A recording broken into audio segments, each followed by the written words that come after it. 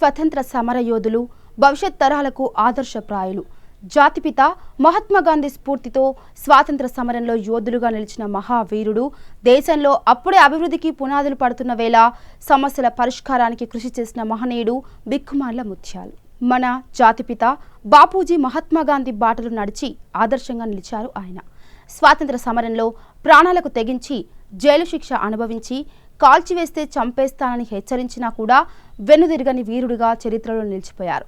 సబర్మతి ఒడ్డున బాపూజీ వార్ధా ఆశ్రమంలో గాంధీని కలిసిన ముత్యాలు ఆయన ఆశయ సాధనలోనే చివరకు నడుచుకున్నారు.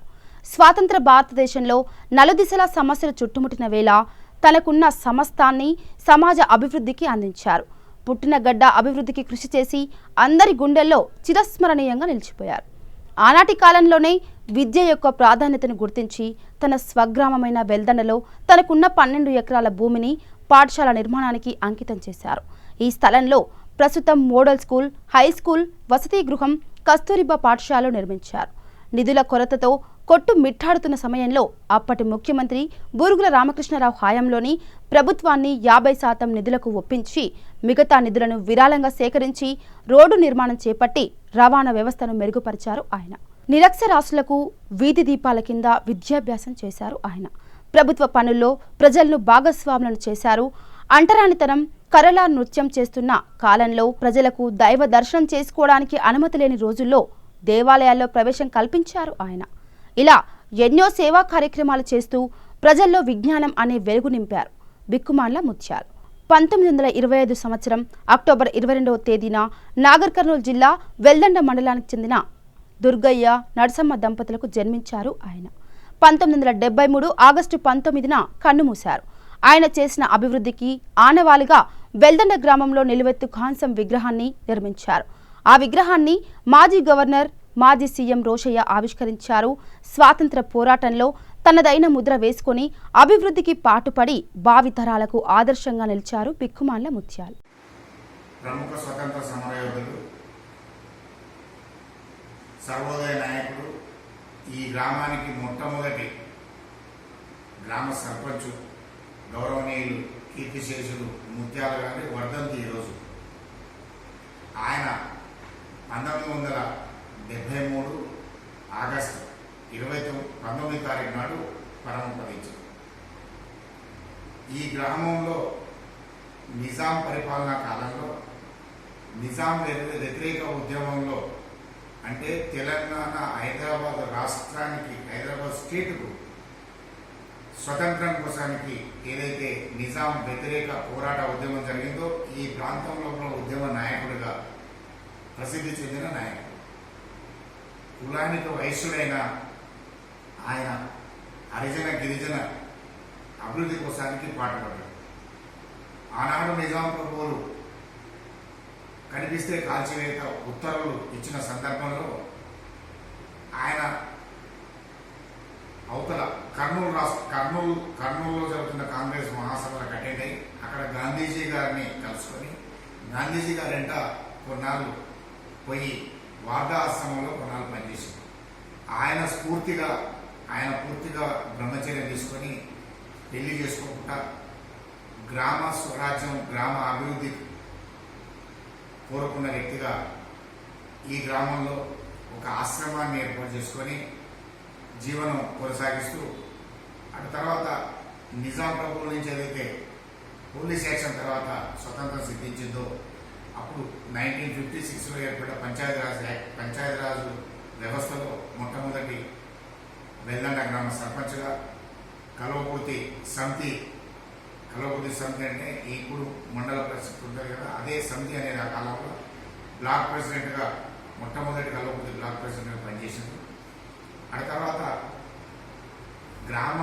గాంధీజీ ఏదైతే పిలిపించిందో గ్రామ స్వరాజ్యం అనే నినాదానికి కట్టుబడి ఆయన గ్రామ అభివృద్ధి కోసానికి ఈ గ్రామం లోపలనే నివాసం ఉంటూ ఆనాడున్న పరిస్థితులకు అనుగుణంగా ఇక్కడ వెనుకబడిన హరిజన గిరిజన వర్గాలకు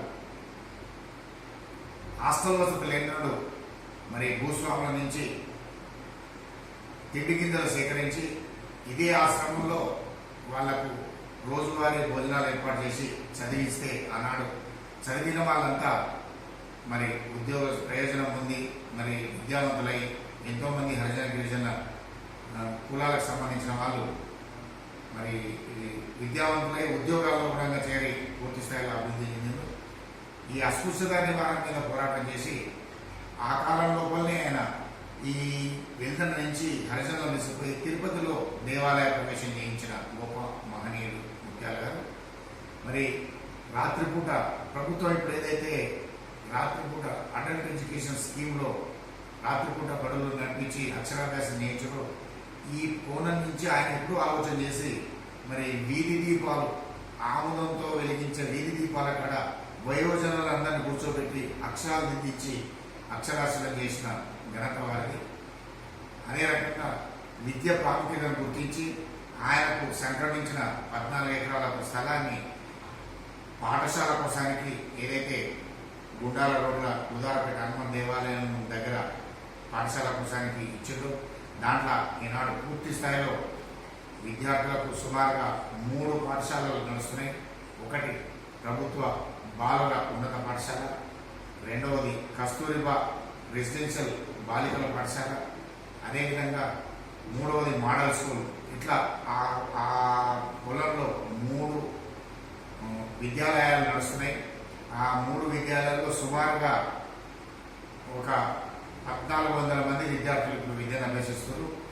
ఆయన దూరదృష్టిని మరి మనమంతా శ్లాఘించి ఈరోజు ఆయన వర్ధంతి సందర్భంగా ఆయన ప్రతి సంవత్సరం గ్రామ పంచాయతీ ద్వారానే ఆయన వర్ధంతి కార్యక్రమాలు నిర్వహించడం జరుగుతుంది.